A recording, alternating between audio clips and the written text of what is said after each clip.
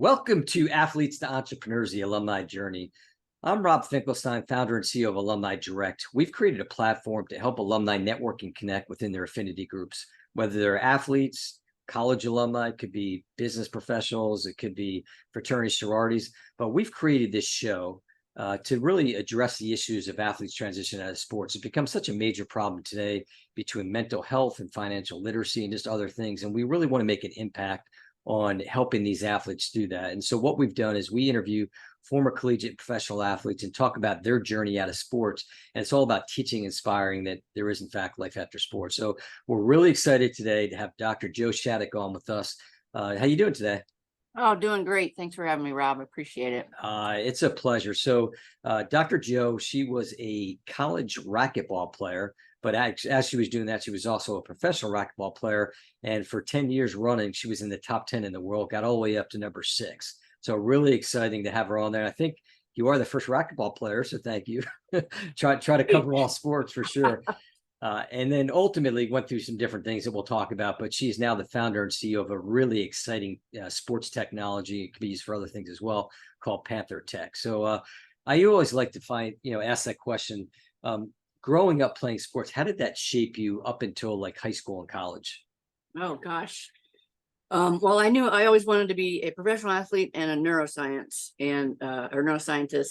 And I went through, I was going to be a professional dart player, and I got little Kmart darts and was in the basement throwing them. And then I was going to be a professional boxer, like the first female boxer. And I got my dad's army duffel bag and hung it up, and it was full of clothes, and I punched it. And then I was going to be a professional soccer player. So, I mean, I just always knew I wanted to do that thing. I wanted to be good at something. It wasn't until I was 17 when I first picked up a racquetball racket, I was like, this could be it. This could be the thing. Yeah, Not easy. Like anything worthwhile, it's not easy. No, you got to work hard. And I mean, I always joke around and say, I wanted to be a professional baseball player, which I did. I wanted to be. Unfortunately, the talent wasn't there, so I do what I do today. So what kind of talk a little bit about, ultimately being a professional athlete, talk about that skill set that you developed along the way. That so like, as you were playing sports growing up, talk a little bit about that athlete skill set. Yeah, it's funny. It's you wake up, whatever you call the skills, to me, it comes in something inside that says you wake up and you think, how can I get better today?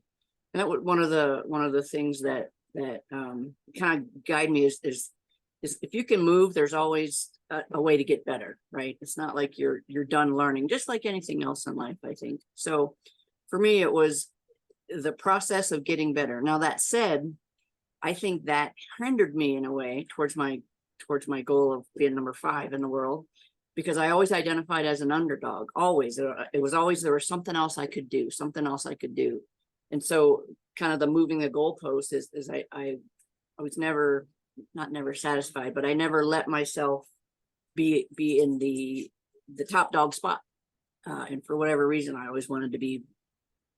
I don't know. It was a weird sort of.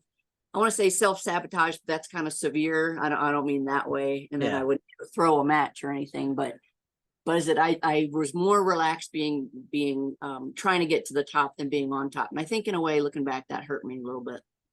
Yeah, you think about that, you're right. I mean, I can see that too. I was a runner in high school and college, and you're right. I think you get to a point where, because sometimes I think to get to that number 1 top spot too, there's so much, maybe even more involved in dedication that, like people want to have a life too, besides just all that dedication to sports. So I mean, I'm sure that kind of plays into it as well. So one thing that we talk about, and like I said in the beginning, it's a difficult process when athletes transition out of sports. So when you were going to school, and I know we talked a little bit offline, but did you see programs, and it didn't necessarily be in racquetball, but across all sports, where there was efforts by the school to kind of develop, curriculum or workshops to show athletes, what to look at next after sports? No, and I went to school quite a while ago, and if you see, do you feel prepared for life after high school? No. Do you feel prepared for life after college? No. And I would say even more so, which is great to have companies like yours, is that so much focus for a D1 athlete or a D2 athlete even is on the sport that you get out, and there's no skill set left to say what's after sport, right? Which is obviously the whole mission. fortunately, I self-sufficient at 17 since I grew up, but I learned the things the hard way like everyone else, but I didn't also have the pressure of being a D1 athlete. It was just my own sort of career going forward. I don't think there's enough of any of that, even for non-athletes, is like you said, financial literacy. I mean, in home ec, we learned how to make sweatpants, and that was, 30 years ago. I don't know what you guys did, but definitely a need for all the things that as a young adult, you should know when you transition out of your sport career. Yeah, it's interesting because you're right. I mean, you brought it up, just anybody, because I mean, you talk about nowadays, you don't have to worry about balancing checkbooks and things like that, or another thing that kind of comes into that, even talking about financial literacy, is NIL, name, image, likeness, and that's it's always a hot topic when we talk about it. Maybe you can give me your thoughts on that, like positive, negative, seeing what's going on today in the sports landscape with NIL. I think it capitalized young talent, and by capitalize I mean added the capital economy to sport. Is that a lot of folks were making a lot of money off of a lot of young athletes, and they benefiting in some way, but not monetarily. Honestly, I don't know. I don't have a strong opinion yet. I think that when we played, pro racquetball is not much money in it, and you did it for the passion and the love. Right. And you didn't get scholarships. If you did, it was book scholarships, that kind of thing. But I don't know. I'm torn bit with the pros and the cons of NIL. Although I do think, sort of distribution of wealth when it's made by a lot of people and then enjoyed only by little people. I'm all right with some sort of switch that way. Yeah, it's interesting that has come up on a couple of my more recent podcasts talking about that. Is just to have that more equity. I mean, you have athletes, some of them, the stories you usually hear are the ones of these, making hundreds of thousands, millions of dollars, whatever. But there are a lot of opportunities and a lot of companies and sponsors getting involved in some of the things we've seen. Like there was one I saw recently. I also do another podcast called NIL for You, and we talk about educating people on NIL. And there was a story about how this whole team, got the NIL money. So it wasn't just the one athlete, who was spread across. Okay. And you might not see that in the majors like football and basketball, but some of these other sports it seems like in a lot of the women's sports too, being more equitable across the line. It's interesting bringing that up. When I did my doctorate in Nebraska, we did a study on older football players. This is a concussion study, but it relates because similarly, you got the best years out of them, and then they were sort of left on their own to deal with CTE and healthcare bills and medical bills, and just how do you navigate life, right? And so it's good to see that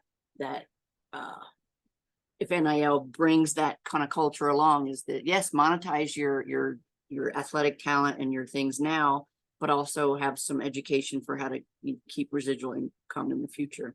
That's no doubt. And that's the key there, the residual income in the future. And just it gets back to what I was talking about before, like from an education perspective, is that I think, the consensus is it's great, but also the some of the drawbacks kind of tie into that education piece. Is if they don't know about financial literacy, there's stories out there where, spending, NIL money or getting a certain amount that takes an athlete over the threshold of the family income, which then they lose their scholarship. And I mean, something like that should never happen. So it's all there needs to be more from the education side.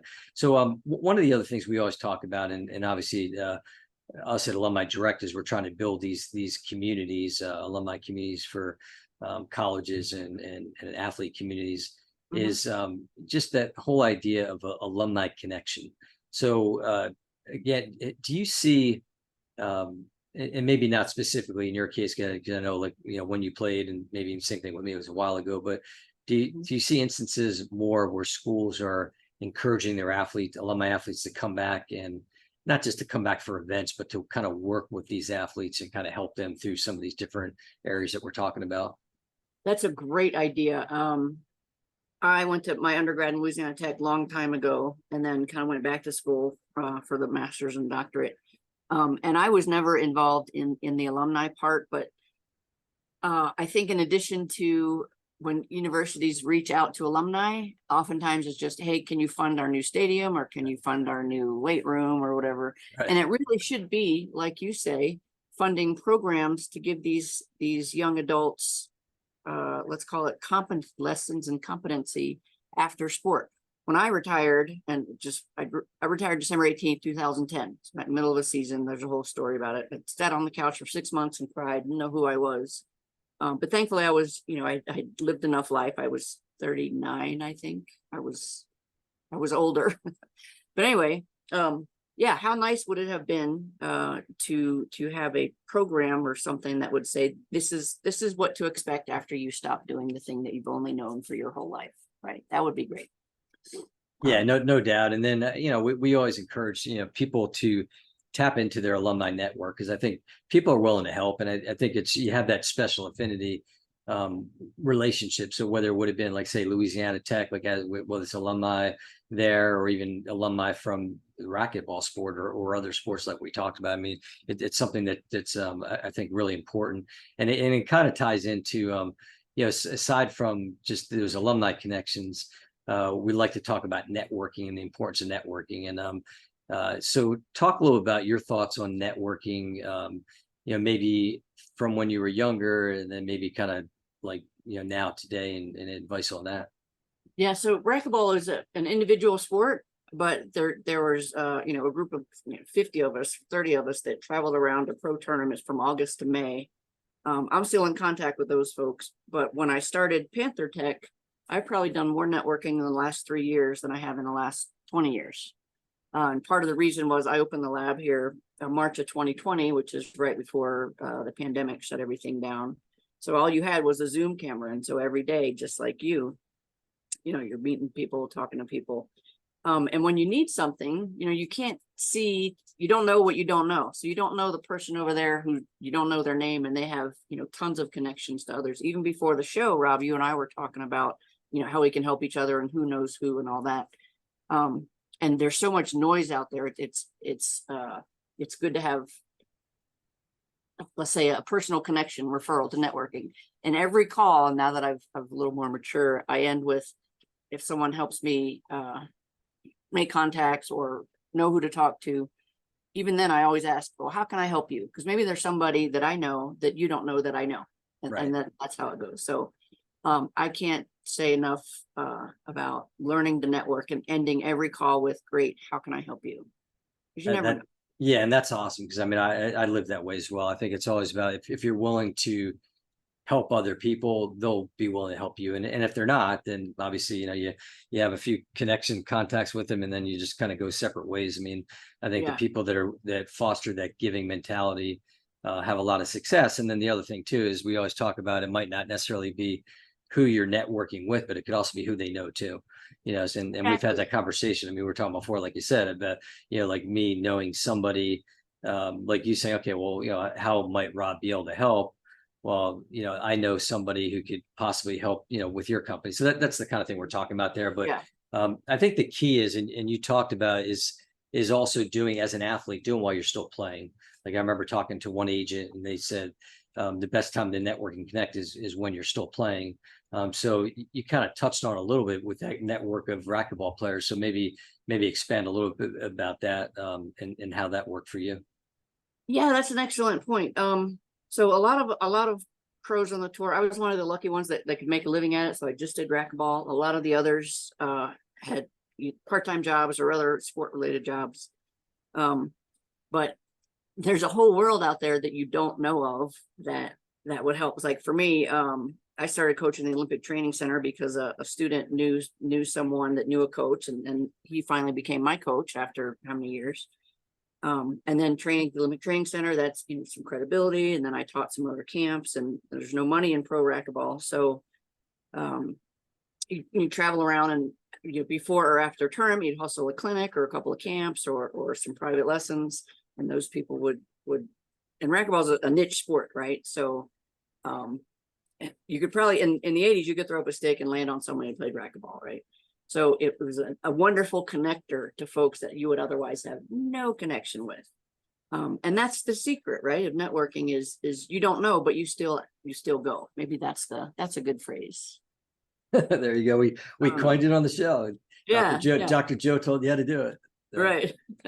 That's great. So yeah, it's something that people should definitely try to do of, and like we said, I mean, the big thing is fostering that helping spirit. So let's talk about your transition out of sport. And you kind of alluded to it before. You said you kind of sat on your couch for about 6 months and kind of probably depressed, crying like it's over. So talk about that time and how you got through it, and then we'll kind of go through just the journey that it took you to where you are today. Yeah. So like I said, I retired. It's forged in my brain, but I retired middle of a season. The year before, I was number 6, the best I had done.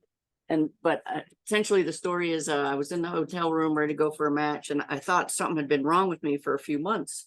I just wasn't feeling right. I wasn't feeling myself. I have some weird disease or cancer, and I sat up in bed and I realized I think I'd rather be doing something else. And that morning, and I asked my friend Anthony Herrera, who props, he's still in the game. He said, well, I said, well, but if I stop, I don't know who I am. And he goes, well, you're Joe the Pro. That's what they called me back in the day, Joe the Pro. But anyway, long story. So played my match that day, middle of a tournament, and I had a couple of timeouts left. And in my mind, and this is weird, I thought, if I don't take the timeout, I can still come back. Like I could not play this tournament, not play season, and come back. And some switch just went off, and I'm like, no, I think I'm done. Yeah, so I took the timeout, done, cried for 6 months, didn't know who I was or what I was going to do. I had started doing my neuroscience research at CU Anschutz, and I eventually ended up getting a faculty position there after my doctorate. But I don't know how I got through. I think it was just time. The interesting thing was, Rob, I couldn't watch any competing for about 3 years after I retired. Not even like poker on ESPN or lawnmower racing or Family Feud. Oh, wow. I know, it was so weird. I couldn't watch, certainly not any sport. So yeah, it was weird. Yeah, I don't know if that answered your question, but Yeah, no. So, I mean, what kind of advice do you have for athletes as they come to that moment, whether it's as a collegiate player? Now, I mean, technically you'd be a high school player, but let's say as a collegiate athlete or a professional athlete, advice to them, now looking back with your retrospective, how to kind of handle that transition and be positive about the next steps in your life. Right. So, okay. So I played racquetball for competitively for about 23 years. I also, like I said, I coach. So my whole income, my whole life, my whole circle of influence was absolutely just racquetball. What I did, and this thanks to Mom, she said, life's too short to do anything you don't want to do for 2 weeks. So that, take that with a grain of salt, because you got to pay your bills.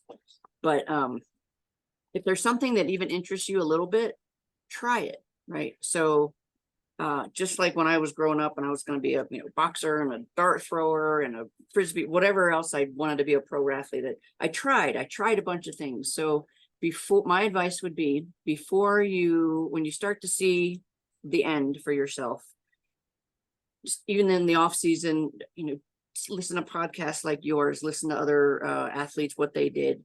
If you've always want to be interested in cooking, take a cooking class, right? There's so much out there that you don't know because you've been so consumed, as I was for 25 years. So if you like it, try it, do some traveling, but not in the sense that, oh my God, I got to figure out what I have to do next. Continually learning about what's in the world, because the world's continually changing too. So that would be my advice. And then also talk to other athletes. After I retired, I had a few of the other pro players call me and ask me what it was like when I retired. And I just spent a couple of sessions just chatting and saying what happened to me and what I did. And I thankfully found neuroscience, got a job at the campus there, and kind of the rest led me here. But it all centered around human movement. That was my passion. Is the only of all the things you can control in competitive sport, your own movement of your body is one of the easiest ones, right? And so that's probably why I have this company now that deals with movement. Yeah, that's interesting. So I mean, you kind of, so you basically, yeah, a lot, you know, racquetball is a lot of movement too, obviously, and that would, I'm sure, lead to it. So you went through and you got your degrees in neuroscience and started different things. So talk about, you know, now talk about Panther Tech and, you know, kind of tell us about the product and what you're doing to help make an impact with fellow athletes. Excellent. Glad you asked. So when, like I said, when I was competing, we all did other things. I was the pro at the Denver Athletic Club for about 7 years. And some athletes would fly in with me and we'd do 2-a-days. And I had to become kind of a stroke expert of sorts, kind of biomechanically, because I started so late. So I didn't have the mature strokes that some of the other pros did. So I quickly learned that. And then that kind of became my teaching specialty. So athletes would fly in, we do 2-a-days, they'd go back home, and then they'd come back a few months later. And it was like they didn't retain the mechanical changes that we had made, or they couldn't retrieve it as quickly as I wanted them to. So we'd spend the first couple of days catching up back to where they were. And I realized there had to be a better way to store the sensation of movement, or to save the instruction, because an athlete needs to experience the sensation of optimal movement, be able to replicate it, and then when the coach is not around, recognize it and retrieve it, because that's the basis of muscle memory, right? So those 4 things. So as I was teaching, and you know this too, if you've taught anyone anything, is that you use words and metaphors and pictures and say, Rob, make your body do that. You see his leg there, you see his arm, or pretend your arm is a piece of spaghetti, or you know, push or pull, any of the verbs that we use to try to get a person to experience a sensation of movement. And then they do it and you get that aha face. Oh, okay, that. And then you know what I'm talking about. And then Yeah. they spend the rest of the practice retrieving that, right? So if there was a way that you could save that, and what we did is we've made these wearable sensors, devices you can wear anywhere. It's got motors in them. They learn the movement with the athlete and then teach it back to them with vibrations felt through the body, through the device on the body part. Rehab is an easy way to think of it, is if I'm trying to do a, you know, shoulder range of motion, right? And I don't want to go past here, but the tissue's healing, then essentially kind of guide you through this movement. So there's never, our phrase is no wasted reps. That's a whole other thing about movement variability and ecological dynamics and all that stuff about motor learning. But in theory, it's not no wasted rep, every rep is the same, is that every repetition has quality. And you know it as your coach, you watch your athletes practice and you're like, oh, that's learning a bad habit, right?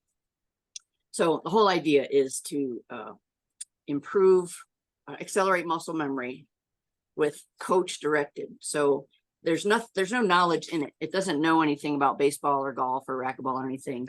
It's just a tool for movement educators to communicate beyond the words and metaphors that we do now. And then the athlete can take it home and practice and be able to more easily retrieve that sensation of optimal movement. We just started testing the remote control part of it, where, Rob, if you had one of these at home, I could coach you from my desktop, even if you were in another city getting ready for a tournament. So, well, company, we're in a soft launch. They're available, but the features are still being tweaked and getting feedback on them. So. How does the you're talking about, like it vibrates, so like it vibrates if you're doing it the correct way, or? Excellent question. There's actually 4 training modes based on motor learning. And Panther Tech actually stands for Principles of Athletics and Neuroscience toward Human Expertise plus Technology. So there's the instruction mode, which I teach it the optimal behavior, and it vibrates when that's replicated. There's the habit break, which I show it the wrong thing. Like a lot of times, think of a head fake in basketball. You know, the guy that every time they catch a ball, they do a head fake, even if they're at half court, which obviously makes no sense. Right. So that's a bad habit, right? Nobody's going to buy that. So you might put it on the forehead or the back of the neck, and that would kind of give you the bad beep. Hey, you know that thing you're not supposed to do? You just did that. So it's all about kinesthetic awareness, what your body's doing. There's another one, 2 other modes. One is a sensory motor exploration, which I won't get into the theory, but it's that you don't just always want to be here when you're shooting a free throw, right? A vertical forearm. Right. You're shooting, you need to know how to get to here from a lot of different places. You might catch the ball at your feet. You might have to pivot. You might dribble. You might grab it here, but you need to know here, right? So in that case, you teach the cat the desired position, let's say vertical forearm, and it rewards you with silence. So do everything you need to do when you get to the right place, rewards you with silence. So there's 4 different training modes based on neuroscience, obviously. Interesting. And obviously, like, you probably couldn't wear it while you're actually in a game, right? No, and I'm glad you brought that up. It's not a wearable, even though it can be worn. Okay, So I it's got you. a tool used intermittently to increase awareness. So if it takes you 15 minutes to get your athlete to feel hip shoulder separation in any kind of rotational hipping Right. sport, maybe it takes you 2 minutes, and then they can retrieve that more quickly. So that's the idea. Gotcha. Well, very interesting. And I encourage people to go out now. I always joke, old school, tell people how they can find you. Oh yeah, for sure. www.panthertec.net. We're on LinkedIn and Twitter, or it's not Twitter anymore, it's X. And yeah, panthertec.net. I'm Joe Shattuck at panthertec.net. There's the thing, and we'll share some links, and just, you can find me anywhere. Yeah, absolutely. We'll definitely put that in the show notes and all that. And you can find us on alumnidirect.com. You can follow us on LinkedIn and Facebook, and again, X, and all the other things. And the show, Athletes, Entrepreneurs, Alumni Journey, we're on a YouTube channel for Alumni Direct, and then we're also across all the different podcast networks. But I encourage people to watch and listen. We've got great guests like Dr. Joe that come on and just really sharing advice. We do want to make a positive impact on athletes, in helping them in all facets of transitioning out of sports, and giving them the proper resources and ways to benefit in the future. So Joe, it was great having you on. We really appreciate it. Rob, thanks so much, and you keep doing what you do. Really important. Thank you. Will do.